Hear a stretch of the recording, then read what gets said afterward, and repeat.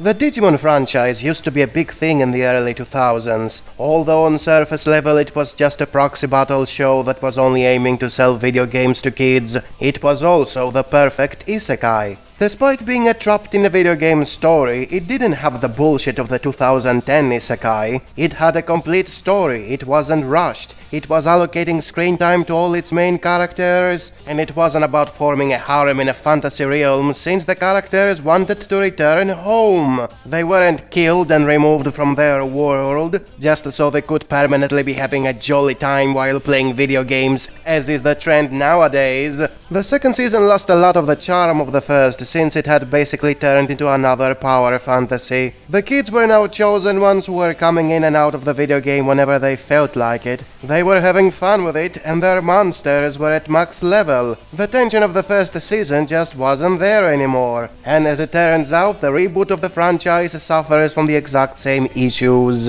A lot of things have changed in those 20 years it took for the reboot to happen. The demand for better animation has skyrocketed, which is why we no longer get those awful CGI transformations of the original. Along with it, the need for instant gratification also skyrocketed, as people of today lose their interest a lot easier if they don't get a dopamine fix every few minutes. That means nowadays the pacing has to be a lot faster, and there has to be a lot more spectacle in every episode. Something that becomes a huge detriment to characterization and power escalation. The original show was spending a big portion of every episode in showing one of the kids facing a problem in a coming-of-age way. The ending was reserved for a battle with an enemy monster where you would get a couple of transformations and a few minutes of spectacle. The plot structure was simple, but it was functional in giving you the time to like what was going on. The new version doesn't do that, as it's rushing to have as much action as possible, meaning it doesn't give the characters the time to think about what to do next. Heck, it tells them right away that they are special chosen ones. You cannot empathize with them since you don't feel like they are going through important shit. They are messiahs amidst dozens of transformations and special attacks per episode, which makes the whole thing to be hollow spectacle instead of character drama. The power scaling is another issue with the new version. They were rushing to introduce all the different evolutions instead of doing it gradually. As a result, because of their frequency, transformations quickly became redundant.